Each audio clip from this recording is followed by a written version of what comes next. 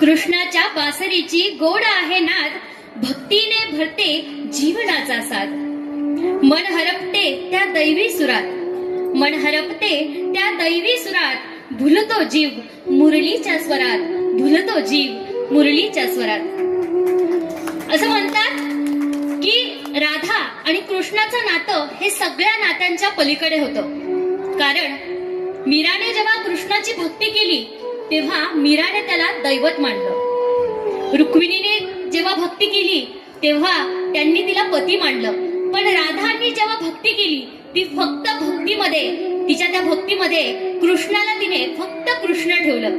कारण तो कधी मित्र झाला, कधी सखा झाला, कधी प्रियकर झाला, त्यामुळे कुठल्याही एका नात्यामध्ये मांडणं त्याला केवळ अशक्यच होतं। आणि असं देखील म्हणतात की कृष्णाने एका वेळेला बासरी वाजवणं बंद केलं।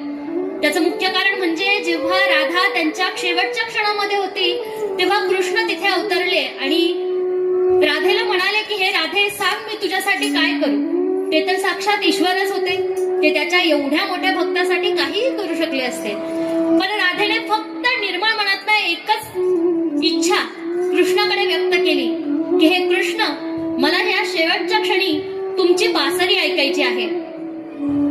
आणि असं म्हणतात की कृष्ण सलग 3 ते 4 दिवस बासरी वादन करत होते आणि या बासरीच्या स्वरामध्ये राधा केव्हा लीन झाली हे कुणालाच कळाले नाही।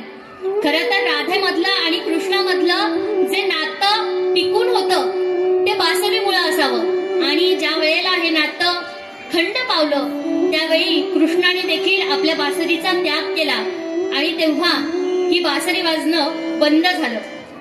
प्रेम असावं ना तर ते इतकं निश्चळ आणि इतकं दृढ असावं ना की त्याला कुठलीही सीमा पार करू शकणार नाही असं ते प्रेम असावं। आपले देव, आपले संत आपल्याला देवाची आराधना कसं करावे हे सांगतच असतात, पण ते सांगताना ते आपल्या जीवनामध्ये आपण कसं वागावं, कसं राहावं याचं देखील ते मार्गक्रमण